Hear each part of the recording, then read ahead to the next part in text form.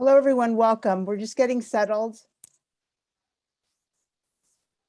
Just waiting for everyone to arrive. Welcome. We'll get started shortly.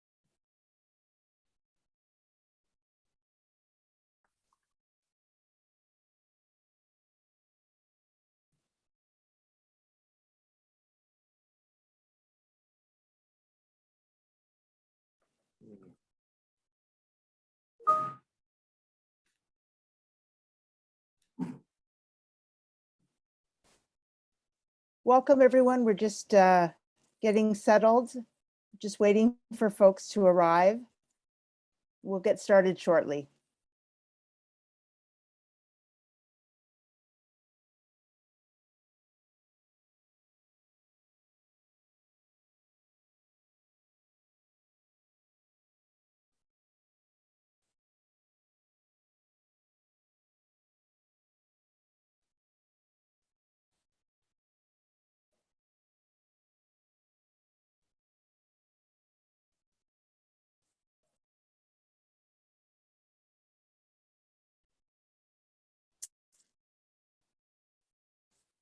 Welcome, everyone. We're just going to get started now.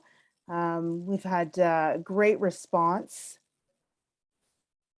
So my name is Rita Morbia, and I work for a feminist social justice organization called Inter Pares. As the coup deepens in Sudan, we want to continue to shine a spotlight on the struggles of women human rights defenders. So on behalf of the Women, Peace and Security Network Canada, Sudanese Women Rights Action, and Inter Pares, I would like to welcome all of you to this webinar today entitled Sudanese Women at the Front Lines of Resistance. So a few things to note as we begin. First, we unfortunately do not have interpretation today, so it will be an English-only webinar. We have over 200 RSVPs registered, so that's great. There's been a lot of interest. Please do feel free to introduce yourself in the chat if you feel comfortable. And there will be time for questions, and you can use the Zoom Q&A function to ask those questions.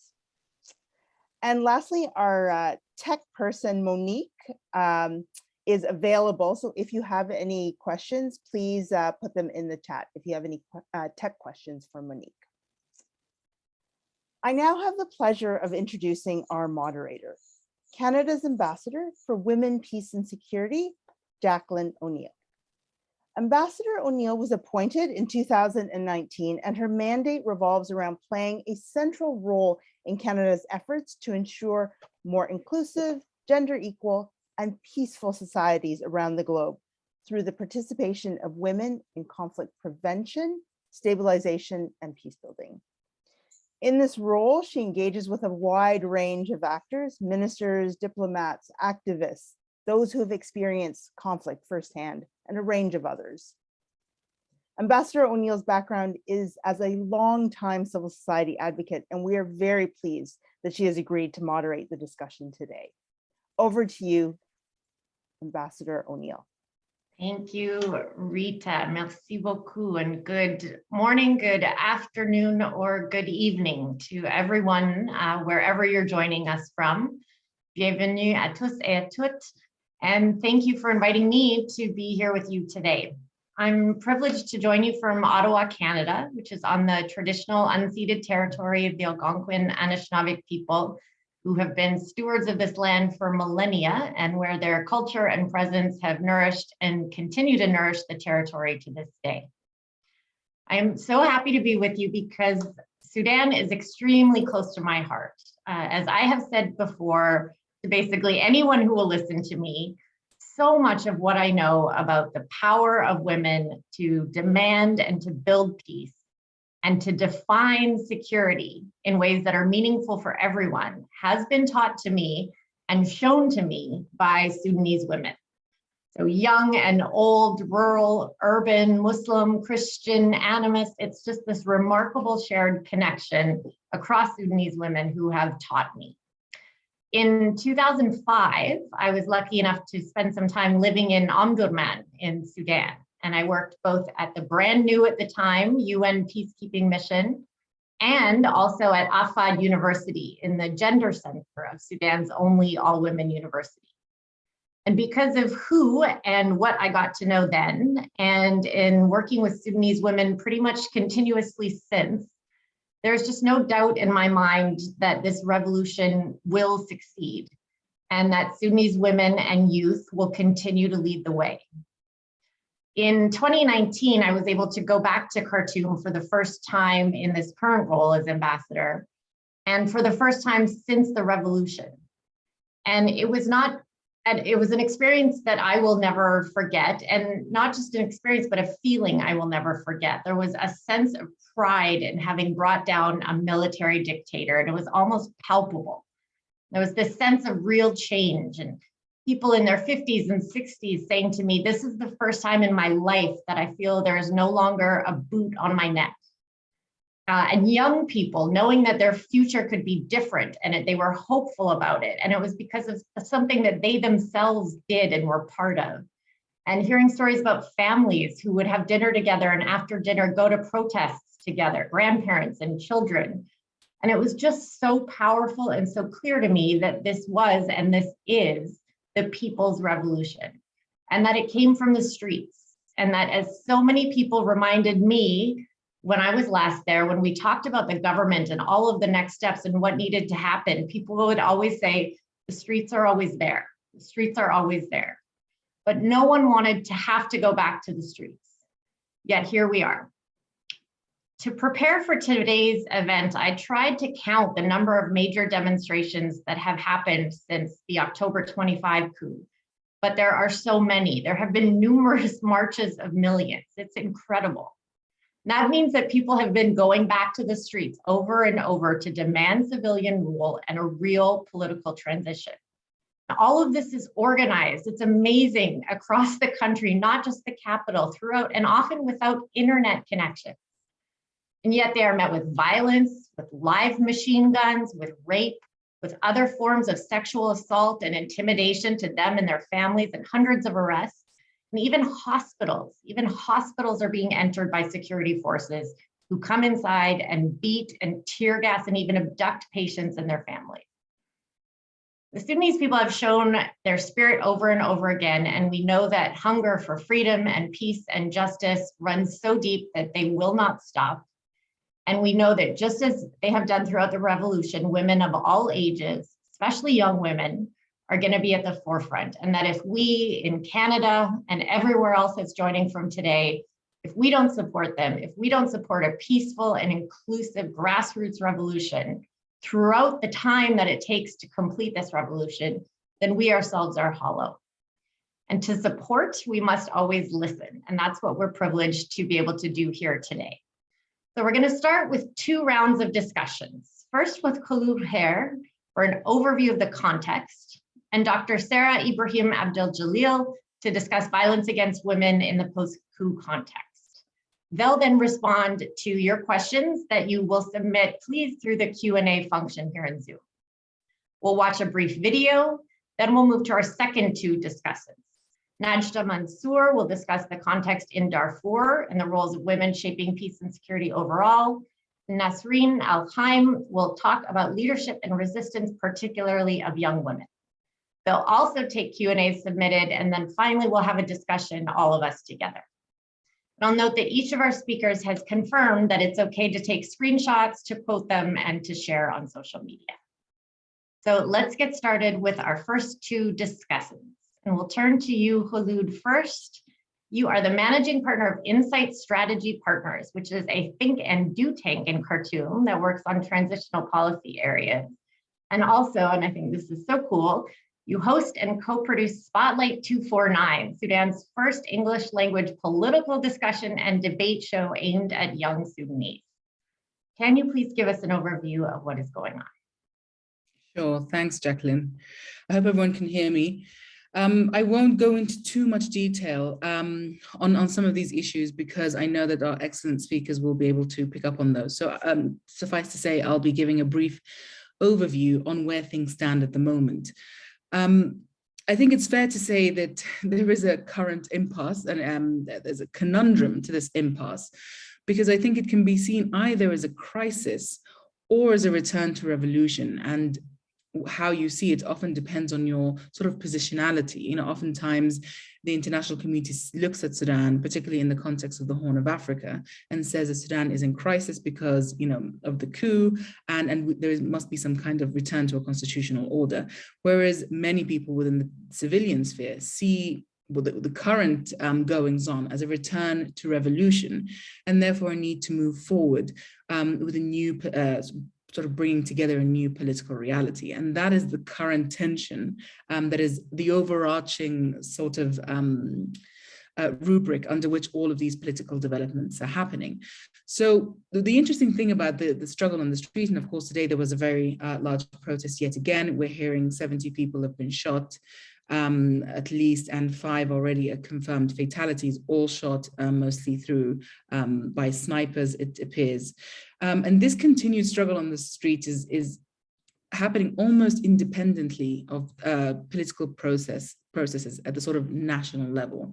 And that's very interesting because unlike sort of other contexts in the region or further afield, and even in Sudan's own history, the street struggle was sort of a function of what happened at the national political level. But this seems to have shifted markedly from, you know, the October 1964 revolution and the 1985 uprising, in that the resistance committees, the pro-democracy movement writ large, initiatives, the women's groups, the students' movements that make up the Sudanese street have by and large continued their struggle, regardless of, you know, whether, particularly after the coup on the 25th, regardless of whether the prime minister was brought back, regardless of whether he resigned. And therefore it shows a level of tenacity and sort of resolve that I think stands Sudan in the best possible position to be able to see through some of these, you know, democratic demands and civilian demands, regardless of how the next few weeks and months shape up following the resignation of the prime minister and of course other developments. The issue, I think, with seeing what is happening currently as a crisis is that there are moves by the international community to bring in different stakeholders on the civilian and military side into these processes, into negotiation or mediation processes, most notably by the UN political mission UNITAMS. Of course, one of the key issues is that you're going to get very different reactions to such processes, and the military is very adept at co-opting and manipulating these processes. So of course, they have bought into this process like they will buy into many other processes in order to gain an advantage. Whereas, you know, and political elites have been a bit sort of cautious about how they see this process that could potentially return them to political favor, could return them to political office, but at the same time recognizing that such a process, if it does do that, and sort of bring back the constitutional order of before, the one that so spectacularly failed with the coup, then they will risk falling out of favor with resistance committees and the street by and large, who, going into an electoral process at some point in the near future, make up their constituents. And I think for me, that's sort of the main impasse at the moment that we're seeing. The position of the military is very clear. The position of the street is very clear, but it's the political elites who are, you know, sort of finding it difficult to negotiate this in-between space that they currently occupy. And that's because for many reasons, but mostly we've seen a shift in the way that Sudanese politics plays out. You know, political parties are very much accustomed to the politics of the pen, writing statements, writing, in newspapers, making their opinions known through the pen, through writing. Whereas resistance committees have brought about a new way of undertaking politics, the politics of spaces. So they occupy streets, they close streets, they sort of infiltrate neighborhoods, and that has been their success. But of course, what we're still seeing is some of these processes are tied to the politics of the pen. And so what's interesting for me at the moment is that the resistance committees have adapted and shifted to becoming sort of more adept at playing both types of politics. So we're seeing statements, we're seeing spokespeople, we're seeing a roadmap that is being put together right now in Khartoum, and that will be taken to other parts of the country for review and redrafting, hopefully to come out at the end of January. And this political roadmap should be, which I think should be supported by all of the civilians within the civilian bloc, but also by the international community. I think it allows for much more inclusive sort of consensus behind this. What we saw in 2019, particularly related to women, was that while they were very much at the forefront of the protest movement, they were very much left out of everything that came afterwards. And I think part of that is that there's an expediency that is often sought when one thinks about these things as a crisis, that often, even by the international communities, it sort of lets this quota of women, this need to have women, slip by the wayside. I think because of the shift in the nature of Sudanese politics that has taken shape, this allows for a lot more of the sort of agendas of underrepresented groups like women, women from conflict zones, women from different ethnic backgrounds, class backgrounds, wealth backgrounds, etc., to permeate into Sudanese politics. I think that opportunity was lost in 2019 when a political compromise was sought by political elites. But I think because the resistance committees have maintained their course, they have shifted the nature of politics, this allows for other shifts in the way that politics is traditionally done to take shape. So within the street movement is where we find most participation by women. And this isn't surprising because, unlike I think most places when people think of Sudan, they often say to me, oh, I wasn't aware that Sudanese women could work. I wasn't aware that Sudanese women were able to come out into the streets. I wasn't aware they could drive and hold senior positions. And I think from the outside, it seems people think of Sudan as sort of an extension of maybe Saudi Arabia or something. But of course, that's not the case. There's a very rich history of women's political participation and economic participation and social participation in Sudan. And that's something that needs to be tapped into. I think the fact that oftentimes political processes and political parties are so far removed from the social in ways that matter in terms of inclusion, and interestingly, not in ways that matter in terms of power. But I think because of that, we're able to see that political parties actually don't have as much inclusion of women, not just in terms of numbers, but also in terms of processes. There are very few women leaders of political parties. There are very few women who are able to affect change within the political party structures, whereas within resistance committees, for example, that's not the case. And there it's more social issues that might be that might hamstring women from joining rather than political issues. So there is so much, I think, to be learned from the ways in which resistance committees do politics, that they are based on coalition building and consensus building and sort of occupying spaces and changing narratives that we can learn from in terms of any sort of political processes that people want to bring about now to respond to, quite frankly, a very difficult situation, regardless of whether it is seen as a crisis or a revolution. But I would hope that as it is seen increasingly as a revolution, and there is a move to move forward rather than back to a constitutional order of 2019, that then the role of the resistance committees, which will become more important, is able to bring about that change and shift in the ways in which we do inclusion. Because quite frankly, having a quota that is unimplementable or just simply paying lip service to the inclusion of women is not going to bring about the practical inclusion of women, and we'll probably see many of the same behaviors both within the political class and within the international community related to the inclusion of women. I think I'll leave it there because I don't want to take up too much space, and I want to hear clarity. That's excellent, thank you, and especially about even the overall mindset through it and the lens through which we think of this. I'm going to ask you to do really briefly, Khulud, a very difficult thing. You mentioned, the positions in the military are clear, the street are clear. Can you just summarize really briefly, especially for those who may not be as deeply familiar with the context, the exact current context in Sudan, where the impasse is? And if you could mention really briefly just the proposal for the dialogue process, just to paint that big picture, and then we'll head next to Dr. Sarah. Yes, sure. The position of the resistance committees has been no partnership, no compromise, and no negotiation with the military.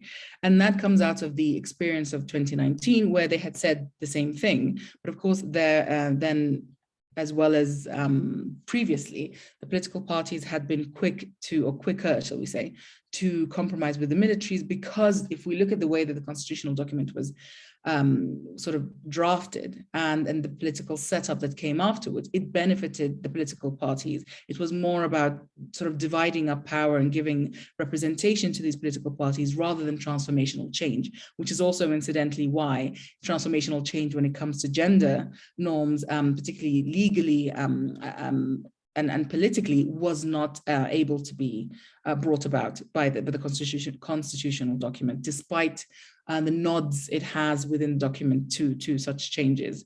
So for the resistance committees, there is a shift in imagination from what could be. Political parties often hark back to, we had it good in 1964, it was great in 1985. A lot of members of resistance committees were not around then. They don't have that same political memory, and therefore they have a different political imaginary, and they need, frankly, the time to bring about that organic construction of that imaginary. But they haven't been availed that time. They're still being shot at, they're being arrested, they're being detained. There are several human rights abuses that are being meted out against them by the regime and their supporters, and they haven't been able to fully have that space to do that, although of course that is still happening.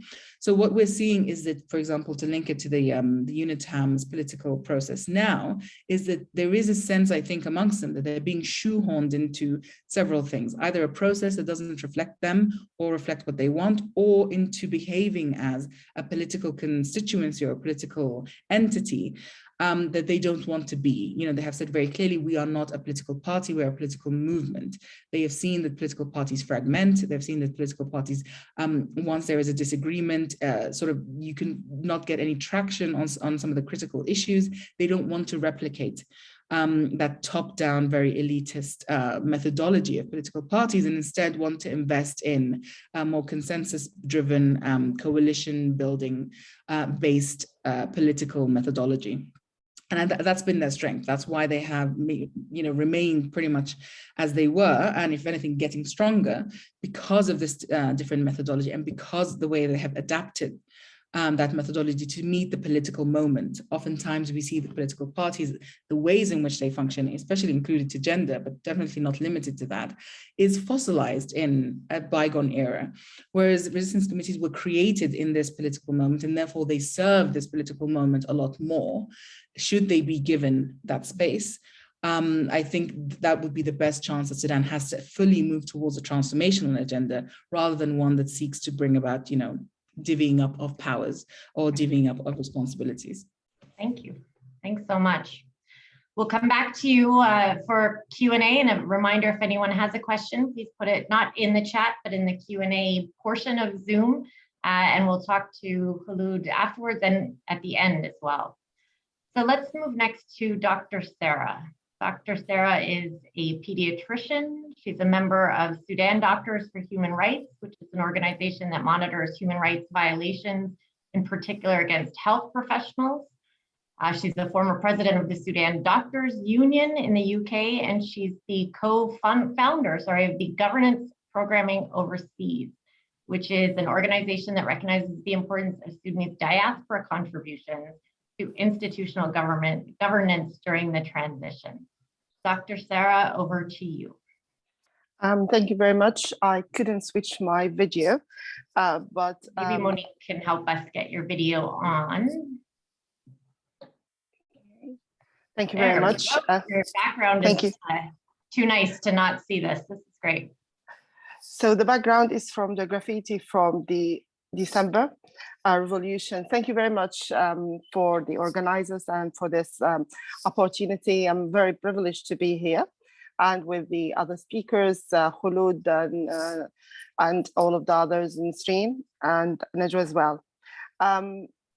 I think any opportunity for us to stand in solidarity with the people of Sudan back home is a space where we are looking forward to express our concerns as our friends, our relatives are still peacefully going through the resistance against an unconstitutional change of power on the 25th of October 2021.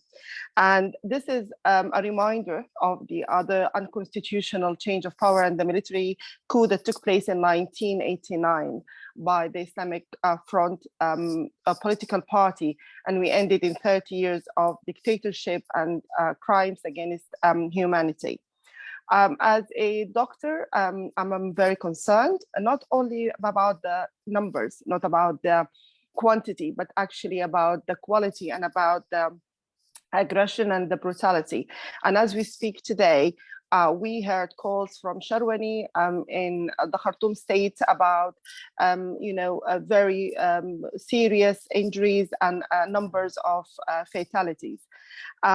We know that so far we are reaching 70 deaths, sadly, of young people who have been killed while they were protesting peacefully. And these injuries, as you have mentioned, are either to the head or neck or to the chest, as well as using types of weapons that should not be used within residential areas. It is very concerning as well from our colleagues on the ground that they are not able to attend all injuries. They have been prevented, they have ambulances have been attacked and stopped.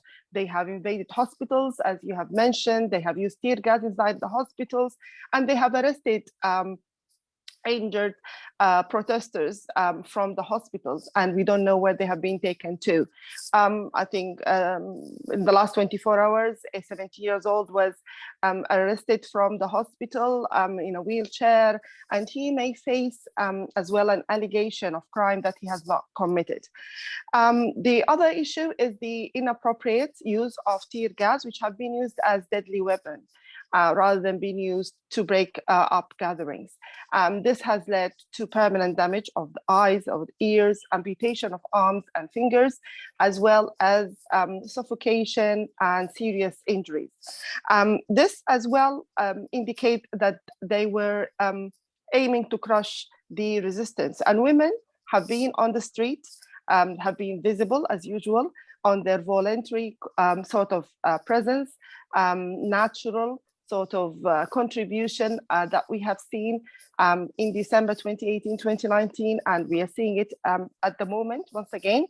There are several injuries that we cannot count and we cannot report as well because of the internet cut down and the blockage of the calls. And but we are aware that a lot of women have faced several sort of harassment and as well sexual violence, which I will talk about. There has been as well a sad story of a teacher who had a miscarriage when they were participating in a stand against the military coup. They were arrested, they were beaten, and sadly she had a miscarriage. I would like to as well mention some points. I've written some here areas so I don't talk a lot. I would like to as well highlight the recent WHO report that was released on the 11th of January 2022. Happy to share that, which talked as well about the invasion of hospitals and about blocking health resuscitation and pre-hospital care. And that is intentional so that people will not be able to be secured and to be safe, as well as preventing people from donating blood, which is life-saving during the protest. But there has been an ongoing patterns that have been practiced in the past since 2003 in Darfur and Blue Nile and other areas, which is about sexual violence as a political weapon to suppress women participation. And we know that this has happened in different parts in Sudan since the coup. In areas in north and east of Darfur. And I'm sure that Najda will mention that in more details. There has been as well around Jabal Moon, where an allegation of 73 women and 13 girls have been, have faced sexual violence. On the 19th of December, when the protesters were around the presidential sort of palace, in the evening, there has been an attack and a confirmed 13 cases of gang rape. Eyewitnesses, as well as testimonies from protesters who have been there, indicates that the number may be higher than that. And there has been significant sexual sort of harassment against women by security forces. It is very difficult when we come to the question about which security force.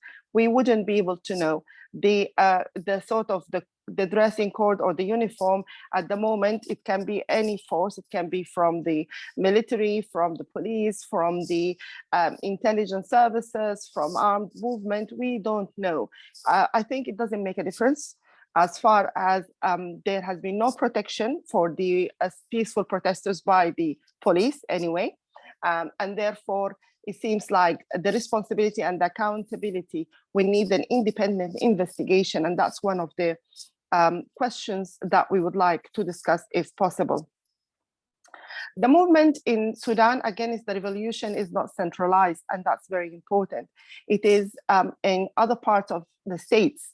The resistance committees are present in Darfur and in conflict areas.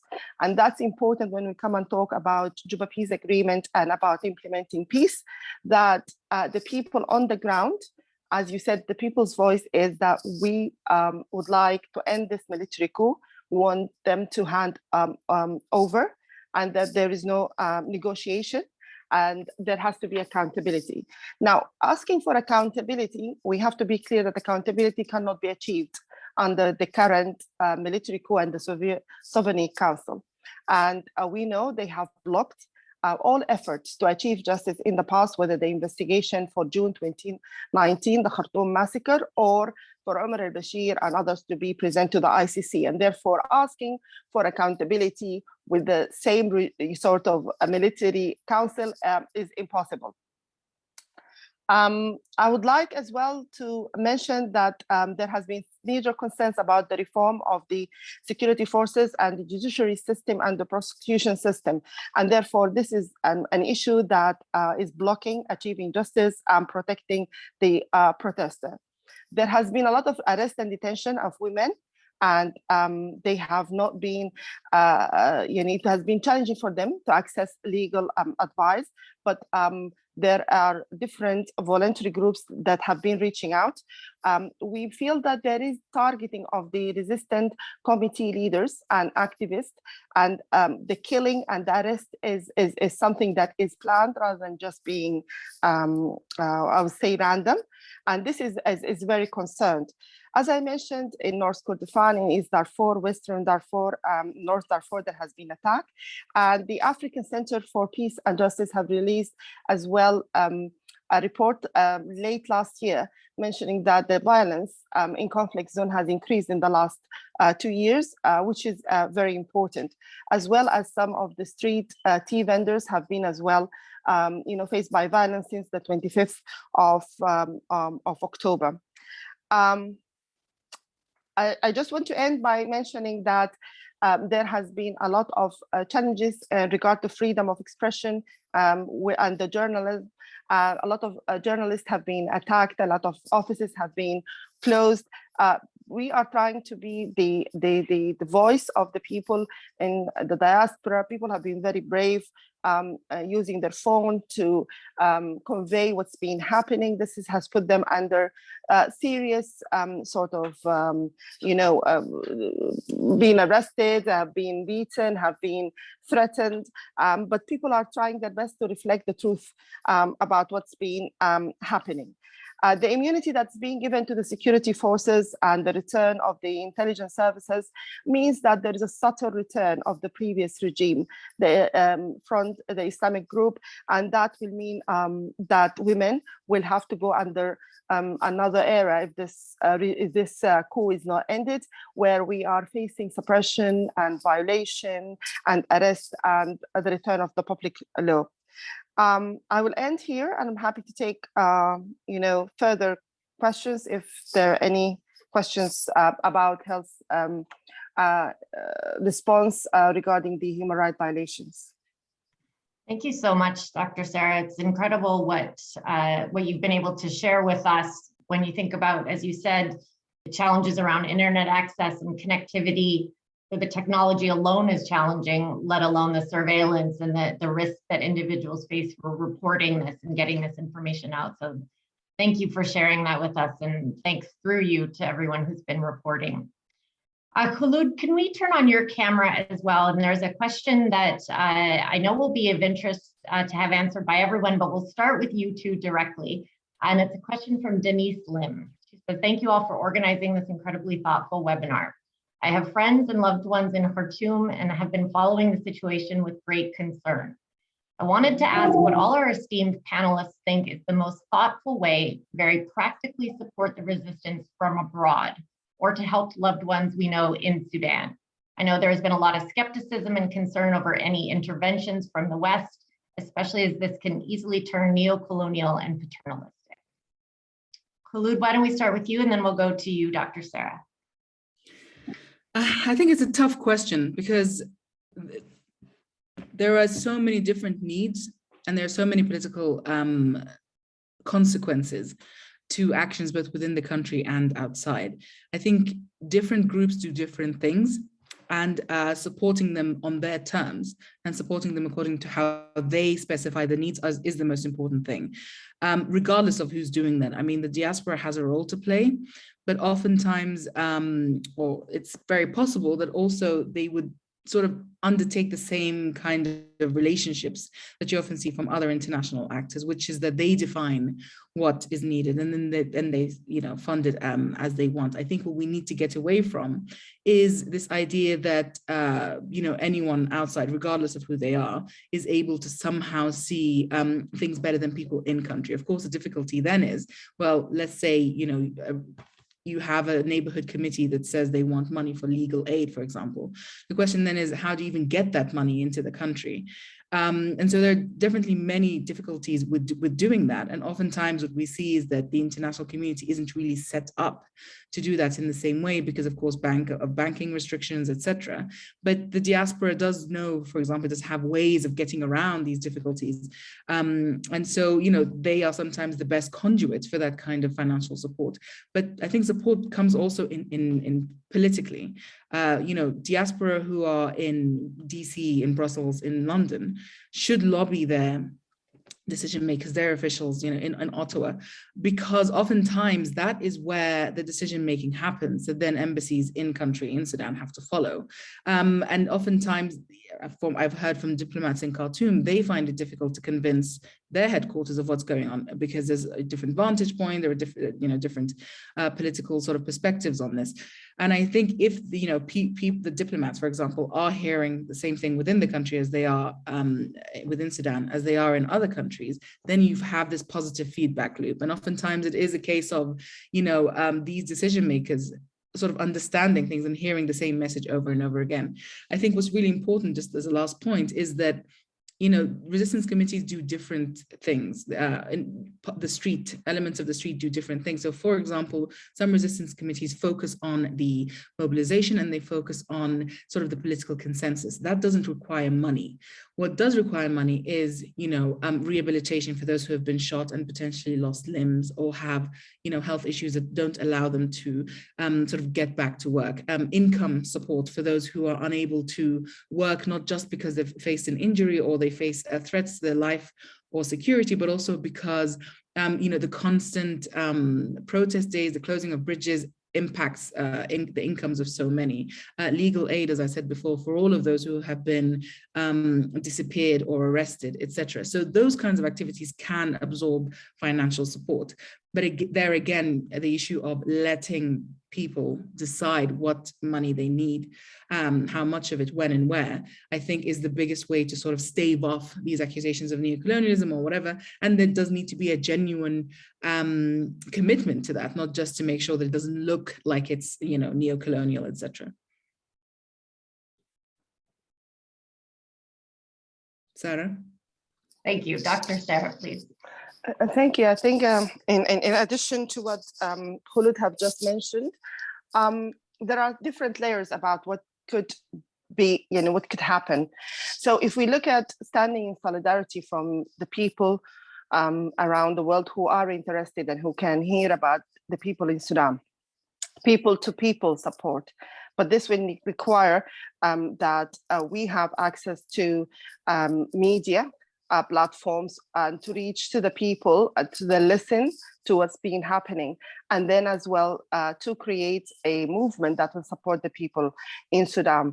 And that can be then expressed as a discussion in the parliament in Canada or in the Congress or in Australia, and question and ask the decision makers about what is their plan. How would they make the diplomatic sort of isolation of the military coup and the Souvenir Council, and not to at all give them the legitimacy, because they are not legitimate. And that is the most important point and the worry of the people of Sudan, that one day that this will be accepted as the regime that is governing the country against the will of the people. So that's the first part. The second part, there's a lot of advocacy that can take place as there is an internet blockage and there is issues with telecommunication, with reaching out to NGOs and human rights defenders to support the people of Sudan. There's a lot of monitoring that take place. We have learned from different, I think, uprisings about it, but how can we present this information? How can we make use of it? Because injustice anywhere is, injustice everywhere.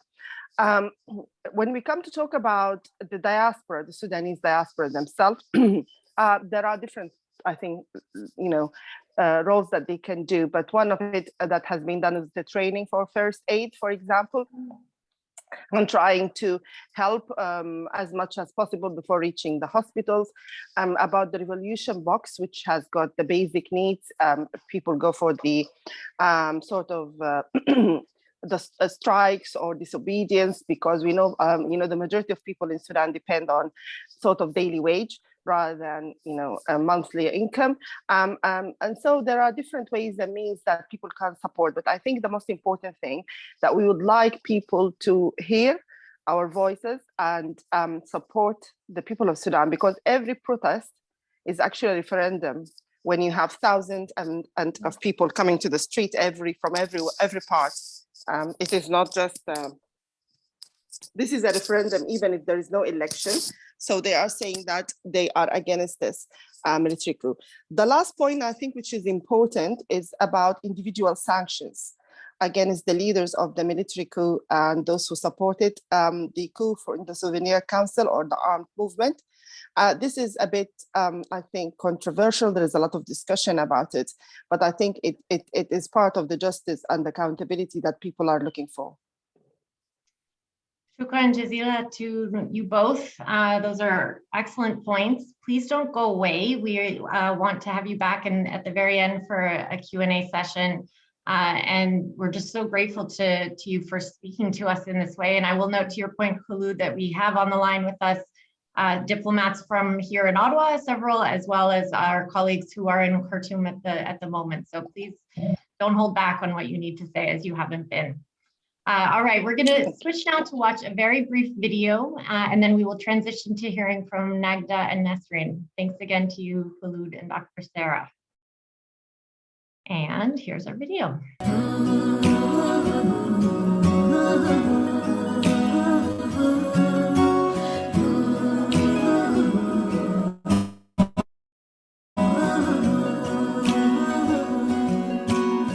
صغرتي السمحة ثوري ثوري ثوري انتهى ست البنات طارق ضروري. Women will roam in my country without fear, and everyone will get used to it. A slogan that became very popular among Sudanese women activists in the past few months. Sudanese women who have been the most sensitive, most aware, and most affected by the previous regime. Since September 2021, women in Sudan have been very suspicious and alert about military behavior. Feminist organizations started moving right after the very first coup attempt. Awareness as well as rejection campaigns took place in different parts of Sudan. A month later, everything these women had forecasted was a reality, and the Sudanese nation had one of its worst nightmares, the military coup. These women transformed from being protesters on the street to victims of physical abuse, sexual harassment, rape, arrest, abduction, and even death.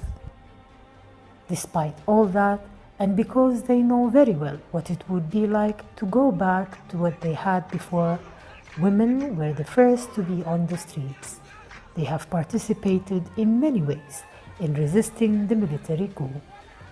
Feminist organizations have done their part in encouraging other women to take part in their resistance committees. They have helped in preparing and offering food and drinks, and even means that reduces tear gas effects in protests. They have been in the front line in first aid on the field and in raising awareness about the situation in Sudan in the absence of media by participating in forums, TV shows, and other international events. Rimaz Hatim Al-Ata, a 13-year-old child, was killed during the first month of school.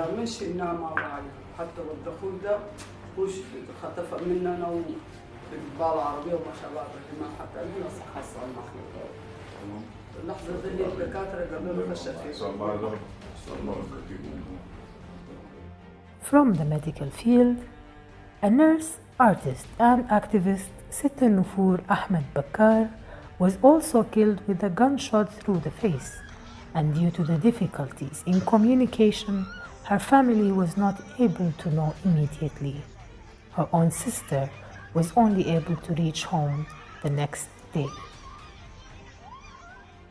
يعني ست بجد مناضلة مهما تكلمنا عنها والله ما بوصفها ولا بديها ذرة من حقها.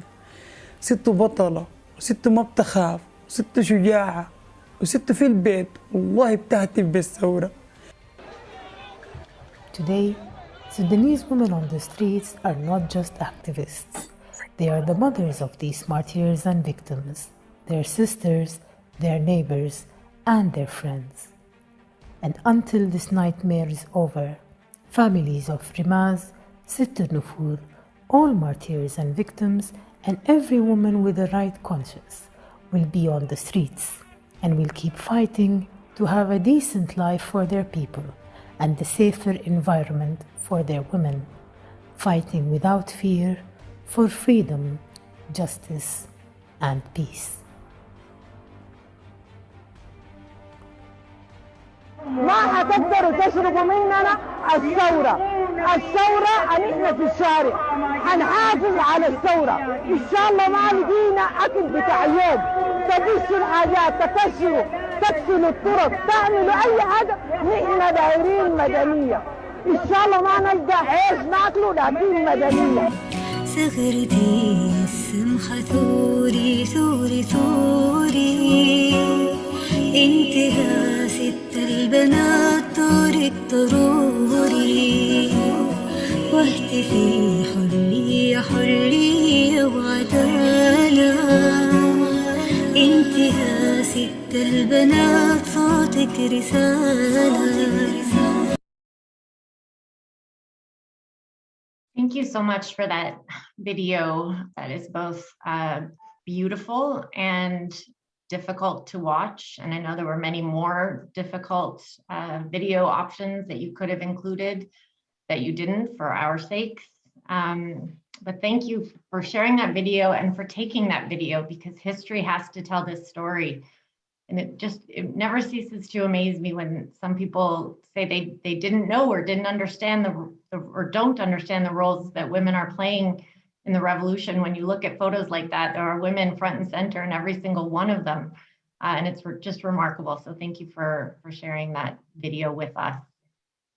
Let us hear now from Nagda Mansour, a Sudanese political activist, a former member of the government delegation to the Juba Peace Talks, which Nagda, I hope you will write a book about someday when you're able to make the time to do so. Please tell us, Nagda, about what is going on in Darfur and about some of the roles that women are playing there and across the country. And if we can turn on your camera, that would be great.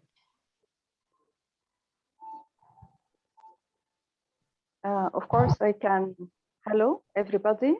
We can hear you, but we can't yet see you. There you go. Perfect. Hello. I can say good morning, good afternoon, and good evening to everybody. Thank you, Jack, for this, Jacqueline, for this introduction. In fact, I can smell the tear gases from where I am now, and I can hear the bombs. And I was supposed to be there in this place as well, but I thought of having this webinar. Speaking about the situation in Sudan, I would like to start by telling a sad story again of a boy who was shot dead while demonstrating peacefully in Khartoum. His name is Bibo. His grandfather, Mubarak Zarouk, was a well-known Sudanese patriot who struggled for Sudan independence. What they both share and what they both aspire to, and we all are still fighting for, is the creation of a modern Sudanese state based on equal citizenship, human rights, and rule of law. We chant Hurriya, Salam, Adala, freedom, peace, and justice. This has not happened, and transition didn't, in fact, take place in Sudan since post-colonization. That's why the grandson and grandfather fought for the same cause. If we try to interpret the history of transition in Sudan, we will realize a pattern of non-democratic, non-peaceful devolution of power, even in the cases of comprehensive peace agreement 2005. When the comprehensive peace agreement was signed, I was in the parliament working as an interpreter there, and I've been following the situation closely. The fights and everything, it was like no transition at all. Juba Peace Agreement 2020 and the Constitutional Document 2020 Amendment, as the letter and spirit of those agreements were not realized at all. The mostly disadvantaged remain the most disadvantaged, and there was no actualization of transitional justice, and there was no measures for dealing with the past too. The women and youth remained at the back, though they are behind the action of change. Of course, when I saw that video, I was feeling recognized. I felt really happy, and I wanted every woman to see, because there is no actually any recognition of what women have done in the revolution.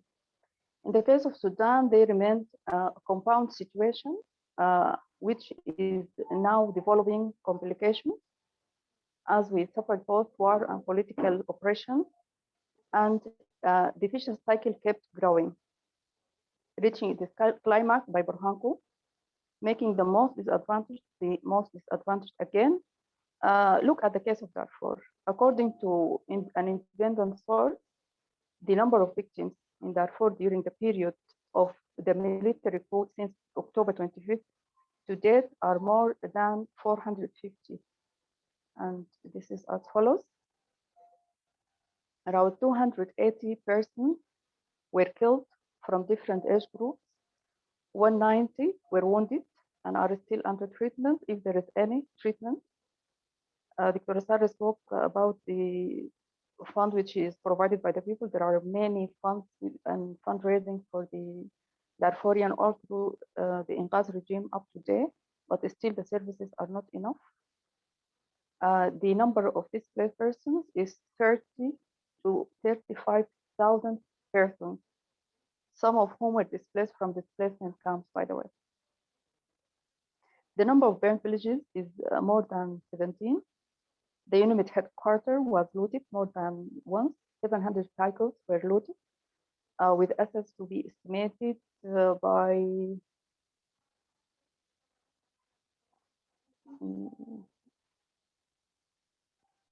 millions of dollars, in addition to the looting of the stores of the World Food Program, the stores of the Zakah Bureau, and the stores of Education Department in Al-Fashir.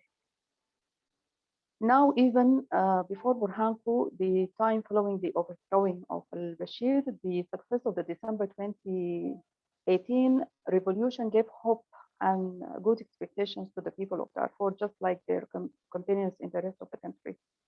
The people of Darfur, including the internally displaced persons, started to use their right to peaceful assembly and association. However, all peaceful sittings organized in Darfur were violently disrupted by armed militiamen in the watch of the security forces and with their active or passive support. Even after the signing of Juba Peace Agreement, sittings at Nertiti, Kutum, and Fataberno were all attacked and disrupted, resulting in the injury and death of revolutionaries. And there are detailed reports on such incidents, which we can make available upon request, together with the reports on Jabal Moon massacres and other massacres which happened in Darfur. There are similar insecurities and incidents of killings and disruption of the right to life, freedom of expression, and peaceful assembly in Eastern Sudan, Northern Sudan, South, North, and West Kordofan, which were reported also, even in Khartoum, the capital city.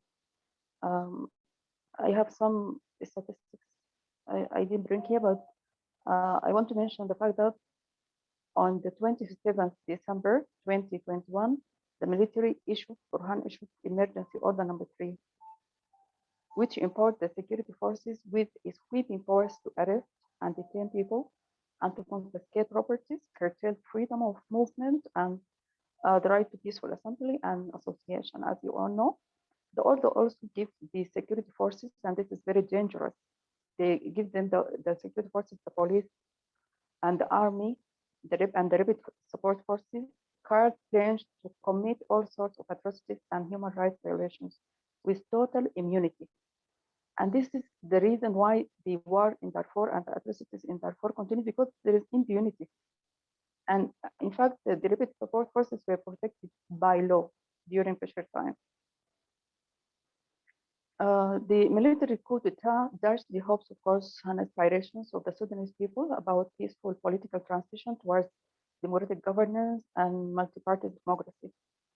This development was met by large-scale resistance from the Sudanese people, who went into the streets in their thousands on a weekly basis in protest against the coup d'etat. On many occasions, the security forces met the demonstrations with excessive force, especially in Khartoum, which is the epicenter of the protest. The security forces use live ammunition, and this is what I wanted to read to. They use shoot to kill. They also they shot people direct to the head, to the chest, to the neck. Shoot to kill. They also use prohibited special types of tear gas devices, and really this is very dangerous, because this led to the injury of some protesters and caused some complications and medical conditions. We expect doctors and journalists association worldwide to consider the conduction of evidence-based report on that. Of course, Dr. Sarah is aware of the statistics and the things which is relevant to this and can provide evidence to the journalists, because we want to bring this issue to light. Okay, there is a bright side of it. We in Sudan consider the peaceful struggle against this tyrant regime as healthy move in our endeavors towards the creation of a new Sudan. And we need the people of the world to help us amplify our voices through formal and public channels and people's diplomacy. I find the role to be played by Mr. Clement, the Special Rapporteur to the Right to Peaceful Assembly, crucial, and he's taking it right as he engaged with us in cyber meetings, and his mandate is really a source of comfort to us. And it's great also to meet you, Jacqueline, and that's comforting too, because we need support really. To add some gender flavor to this presentation, I was supposed to mention my experience as a member of the Sudanese delegation to the peace talks. The experience was not easy and the mission as well, but we managed as women in the delegation to do our best to ensure the inclusion of more women through what we call track 2 with the support of UN Women, which was facilitated by gender specialists like Sanofi, whereas we drafted an inclusive document in general issues, not only in gender screening. We sat down as women from both government side and armed group side and worked together on a roadmap. It is available, we have a draft of it. The document is available upon request. Also for action on peace in Sudan, we in the Darfur Civil Society Forum, DASIF, are now launching a campaign to be organized by human rights expert Abdelbaki Jibril with 50% participation of women for fighting hate speech. Also, some time earlier, immediately after the revolution, as we always speak about intersectionality and the inclusion of women, we have a problem with the participation of women, and we wanted to extend the base of participation of women. So we conducted me and led political activists Zainab Badreddin and some other political activists and politicians with our sisters in Kenya, a pressure group called Team and Press. They are very strong women. We worked on a draft strategy for women participation in Sudan, political participation particularly. President Kenyatta and the Peace Envoy to Sudan and South Sudan supported us in this endeavor. And we are still trying our best in Sudan to strengthen local, regional, and international cooperation. And here we are in this event organized by Women, Peace and Security Network, Canada. Thank you for this so much. To conclude, we in civil and political forces in Sudan are open to share our rich experience, as well as our well-established social and political movements in resistance of tyrant regimes, in exchange, of course, for solidarity and support, and we are ready for that. So thank you very much for the attention, and I'm open to discussion. Thank you very much. Thank you, Shukran, Nagda. It's a remarkable amount of information and analysis that you just shared. And you said you're looking for solidarity.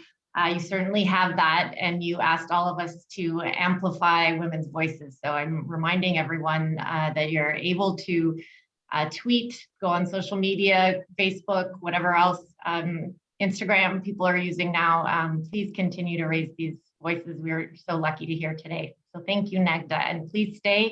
We're going to come back to you with questions. Let's turn now to Nasreem, climate and environmental activist, chair of the UN Security Secretary General's Youth Advisory Group on Climate Change, member of the Al Harisat Women's Initiative, the Guardians of Revolution Values, general coordinator of the Youth, and then for Youth and Environment Sudan, yes. And just because that's not all enough, chair of the Sudan Youth Organization on Climate Change. We think by your bio, you should be about 85 years old, and yet you are a young activist.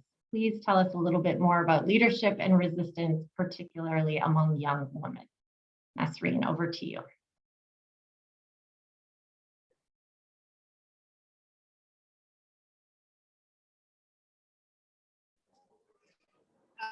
Hi, so glad to be here with you today. I'm sorry for the background noise. It's been crazy.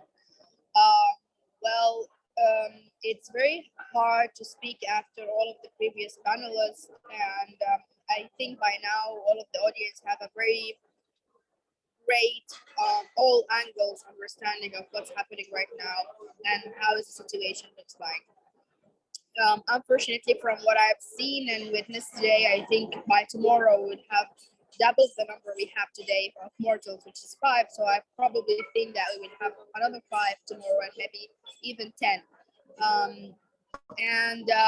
I think that's because more than 70 in a very critical situation. And now there is a big call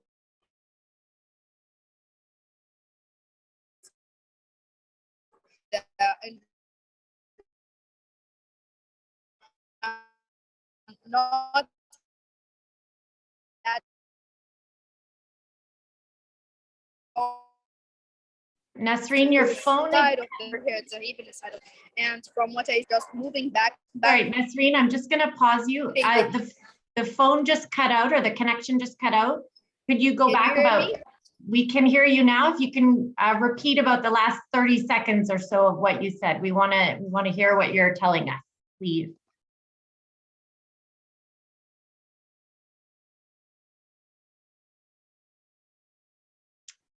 I think we just dropped Nasreen, but hopefully she'll be back any minute now. So why don't we just hold a space for her, and as soon as she's able to get back on, we'll go back to her.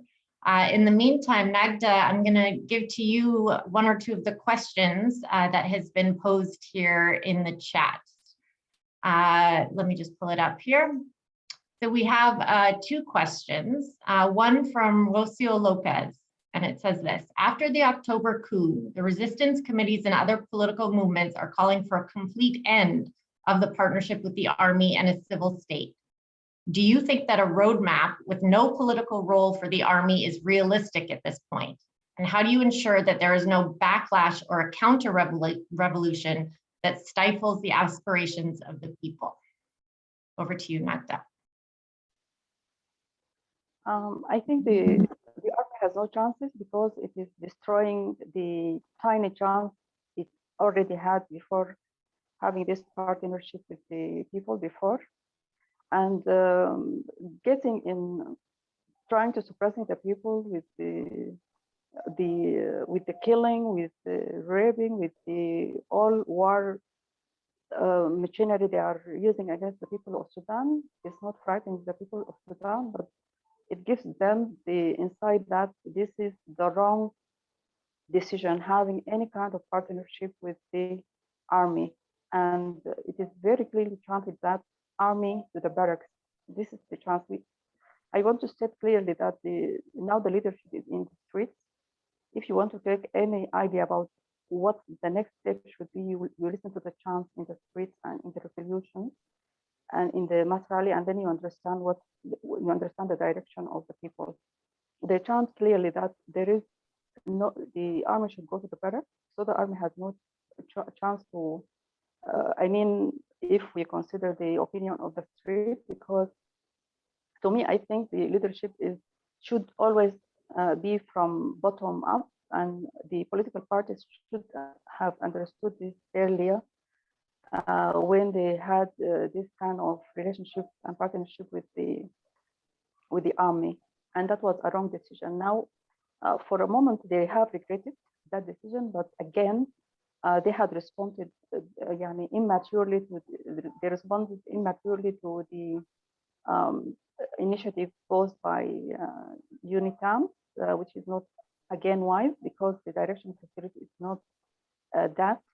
People clearly don't want any partnership, and it is, in my opinion, it is the right decision, because having partnership with who, they are not politicians. They have a specific function in a real estate, modern state. They should just undertake. So this is my opinion on that, and the reflection of what's actually on the ground. Thank you. Thank you so much. Nasreen, we have you back, and if you need to keep your camera off for connection, that's okay. So far we're good, but if you need to, feel free to turn your camera off. But the floor is back to you, either way. Thank you very much. I'm also trying to join from another device just in case this got it again. And yes, I was saying that now we are slowly moving backward actually um, into into the previous system, the previous regime where we actually had similar situation of extensive violence. Not only that, but it means also that the military gave up that the street will one day actually back up and actually take what's happening for granted and just surrender to the military coup. Also, it means that the international community is putting more pressure on them. And why I'm saying this is because normally when the international community is satisfied with the situation, the military normally doesn't go to very much violence, and this is what we had with al-Bashir before the revolution. But whenever there is pushing from different sectors, then also they go violent because they lose their safety net, as I call it. Also regarding the street right now, as all of the speakers mentioned, we have many resistance committee that are actually working on gathering all of the thoughts together, but everyone have one question, and they don't have an exact answer to this question right now. And I think this is the mistake we had before, which is the question of what if we succeeded. All of the scenarios we had before the 11th of April 2019 was what if we failed, and all of the scenarios said if we fail, then we are dead. So please, let's succeed, and we pushed very hard for that. And when we actually succeeded, we didn't have a continuity plan, and this is what we made the situation a bit buggy. And then we had the breaking of the sitting, and then we had the agreement between the FFC, the process of freedom and change and stuff. As females, the problem we have is not only during the previous regime, we also had it during the transitional period when Prime Minister Hamdok was there. We were by far more in numbers in the street, yet when we have the seats on, we were only 15% ministers. And even the very 15% were very much criticized by not only the street, but also by the FFC itself and different political bodies. I think we also have a similar situation right now, because all of the negotiations and Juba Peace Agreement, all of the meetings that happened in Addis Ababa, all of them had by far all male meetings and sometimes only one or two females. And I think the situation will continue because unfortunately, the same generations that had this trauma of gender insensitivity are continuing to be there in the government. And I think the young people and the new generations are a bit more, and I can see also far more actually, more aware of gender equality and gender sensitive than the previous generations. Yes, so I don't want to repeat what was mentioned before. I want to more focus on what we can do and what you as listeners, as different committees, actors can actually also do to help us. So first of all, keep having sessions like this to reach bigger audience so everyone can know what's exactly happening there. Lobbying in different governments, because whether we like it or not, the international community have a huge impact on the internal issues and internal affairs of Sudan. Third, of course, pressing the UN agencies like the Security Council, like the Human Rights Council, to actually have more into actions, resolutions than just expressing worries and also actually being unsatisfied about what's happening right now. Also pressing the UN to stop having a top-bottom approach, because it will not work, and at least it will not work now, especially because the grounds, the local communities, the bottom, as they call it, is by far more advanced and by far more regulated and by far more determined than the top one. Now, as Najda mentioned, the UNITAMS is trying to have an initiative, and unfortunately, I can tell you the situation now in Sudan is a zero-sum equation, where either the street and the people or the military. There is no equation right now have both of the actors at the same place in the same table. And this is what maybe Unitams does not understand. And I always say this, I will repeat it again. I think also trying to have a way out for the military, trying to have a middle solution is just the international community and the UN agencies doesn't have enough faith in the Sudanese people. And this is why Sudanese people doesn't actually trust them. For them and for a lot of people, whatever who dies is just a number that you report. But of course, for us, it's not.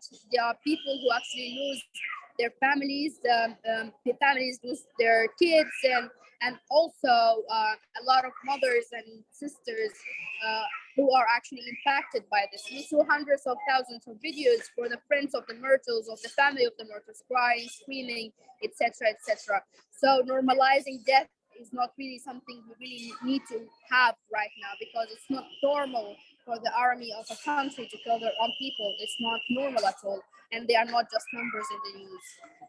My final thing here, or final remark, will be that there is a lot of things to be done, not only now supporting the revolution, but also planning for the future, because even if we succeeded with no plan, then it means we will go in the same dilemma again of political vacuum, constitutional vacuum, and we never, for me, we never had it before. We never had a constitution, a situation, because I heard you at the beginning saying that all of the international community is trying to take us back to the constitutional situation. We never had a continuous constitution. All of the constitution we had were transitional one or constitutional agreements, but not a fixed term constitution. So I guess from different side of views, from different points, it doesn't really help a lot to keep having assumptions that everything is in its place. We just need to have people doing it, which is not true. We need to work on all of the governance structure.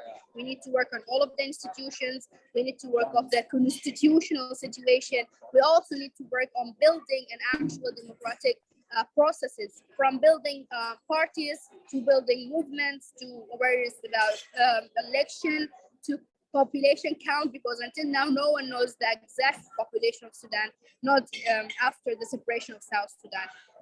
So we are not only counting on your support. We will of course continue doing what we are doing, but it will make our job not easier, but at least more visible for others. And that's it from my side. Thank you so much. So much to think about and to do based on what you just said, Nasreen.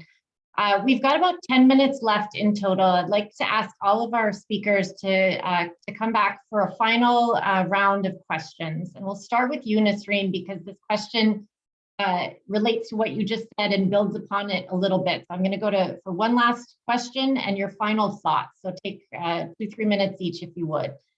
And this is a question from Sigrun, a Norwegian diplomat. She said, "Thank you all, this is very useful. Norway, Canada, and others call for meaningful and effective inclusion of women in the current political constellations, such as in the UNITAM's facilitation.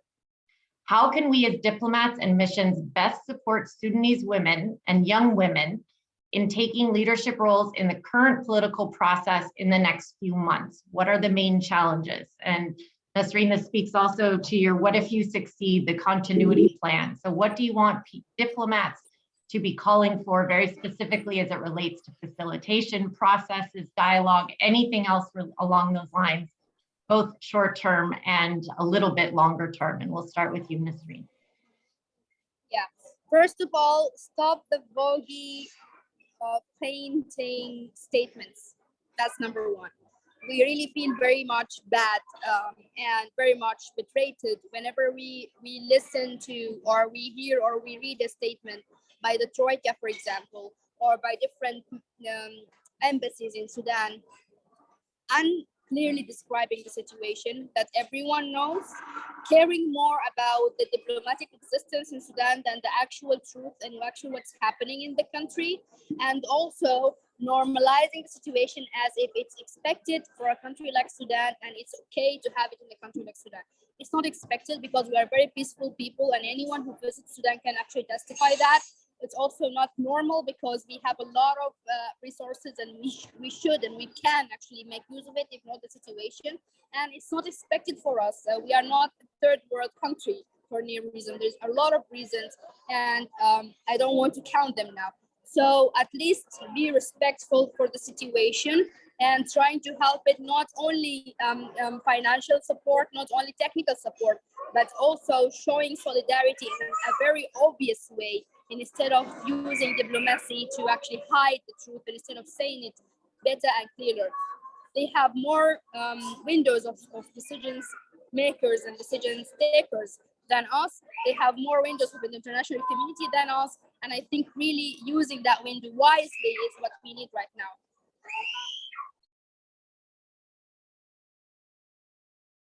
Dr. Sarah, let's go back to you.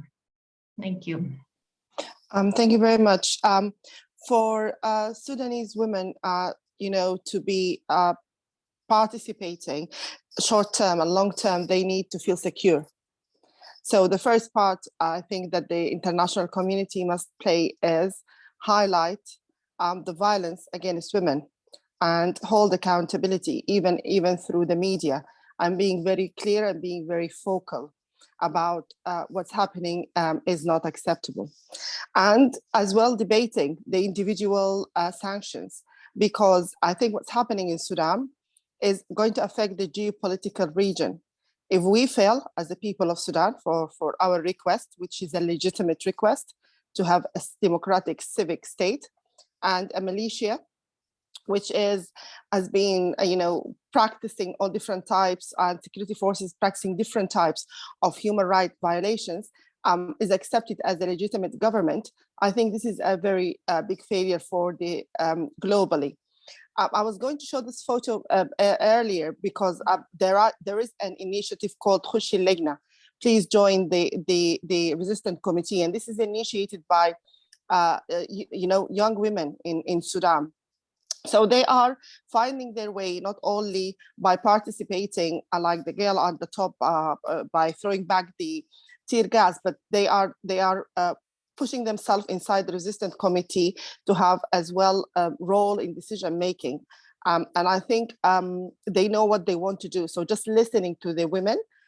There is as well other initiative like Nisa ضد الانقلاب, which is women against the coup, and they have been very visible, and this is putting them under a lot of pressure to come on the street and to show your face, because they can be targeted. As I mentioned, now they are targeting leaders. It's not just random killing and random shooting.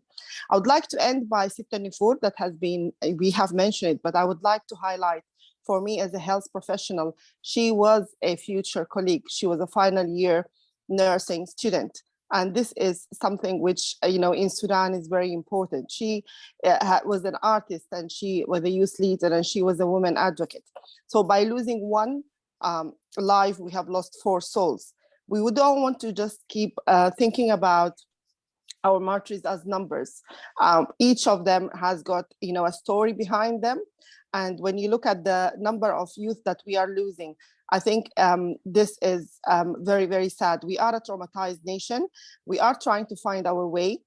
And I would end by saying, as a pediatrician, I'm very concerned about the violence against the children and against the minors. And they have been witnessing that for the last few years and been participating in different ways. Thank you very much for the opportunity. Thank you very much. And thank you for showing that slide to us. Let's go to Nagda next. And we also have a question directly for you, Nagda, that says, how can we gain access to the roadmap built by and for the women mentioned by Nagda? So as you answer, could you tell us how to find the roadmap that you mentioned as well, please? I first answer the general question and then come to the roadmap is available. I can submit a draft of it with more other documents which are also in the same line. As regards to the question asked by Excellency ambassadors, in fact, we are organized. And above all, we have clear messages and we have a clear direction. This direction is set by the martyrs. We are burdened and overwhelmed with the sacrifices of those martyrs, but they are not only boys going to streets and die for nothing. They have clear messages. By the way, they have clear messages, which is go on fighting until we realize the goal, and the goal is very specific. So if you want to cooperate with us, firstly, as Nasreen has mentioned, we need to have networks. You get to know us first before you try to help us. It's not something that you can impose on the Sudanese revolution. It's something that you can cooperate with the Sudanese revolution to reach its end according to the previous set cause and the fight and the endeavors of the people, which started since the post-colonization era, as I mentioned earlier. So it is very important to talk to the Sudanese people through the channels, and we are ready to cooperate, as I mentioned. Also, we want evidence-based movement in the endeavors of the international community in helping us. We, as I mentioned frequently, that I have documents for everything I have mentioned regarding the statistics, regarding the movement. Now we have different social movements, very excessive social movements. Like a week ago, we had a stand up for supporting the GBV, people who were victims of GBV, and in that 74 women groups had signed this. We met before earlier, we met and we had organized, and then we collected the signatures of the people. So we are very organized, well organized, and we are ready to assist you through this. To help you assist us, and this would be good. I realized that Nasreen was very overwhelmed, and when I saw Nasreen talking and the way she was speaking, it's really the way we have now. Those youth are very like enthusiastic, and they are very clear and straightforward about what they want. And she really reflected what is going on in Sudan. Regarding, of course, I have written what I was supposed to present because of my span, in a conflict area, so I don't remember the question. Would you please repeat it to me? Question is how to get your roadmap, but it sounds like you'll be making. The question for me. Yeah, the question was how to get access to the roadmap that you referenced. So we'll make sure that if it's online, if we can get it online, we will do that. Thank you, Nagda. Shukran jazilan. Thank you, dear. Khulud, the last word is over to you from our panelists. Thank you. I think, there's not much to add because of the very, wonderful contributions of the other panelists, but I think it's important to note that, anything that sort of supports the role of women, which does require its own targeted approach, it fits into a larger group of activities that the international community must prioritize. And those groups of activities are about holding the military accountable. They are about creating those spaces, or at least supporting those spaces that allow for inclusion to happen. Some of these processes don't actually need financial commitments from the international community. What they do need are political commitments. And, off the back of today's protests, I've just heard that we're now up to 7 dead, and that number looks increasingly likely to rise. I find it very difficult to fathom how, given in the current political context, we're still seeing language from the international community about, this both sides language, or we're seeing sort of tacit and sometimes even overt approval or backing of the military, or processes that they buy into, or processes that would strengthen or legitimize their position. And that doesn't make sense. Because oftentimes these same international actors will, in the next breath, espouse democratic values and say that they support civilians in the transition. At some point, a much more coherent narrative from the international community has to emerge. And the only way this makes sense is if that coherent narrative supports civilian actors, men, women, in urban areas, in rural areas, regardless of what their background is, that have striven and continue to strive for civilian-led democracy. If those narratives do not support that, then it's meaningless. And I think that is the sort of sense that is growing within the civilian camp, that all of these processes, if they do not feed into a coherent future, a future that is demanded for by the civilian change makers, then it doesn't really have any impact. Very important words to end on. From my behalf, an enormous thanks to you, Khulud, to Dr. Sarah, Nagda, and Nasreen. Each of you referenced numbers and appealed to us to not see you and not hear them only as numbers. You've taken us to your own lives today, your own living rooms. Nagda's smelling tear gas as she talks.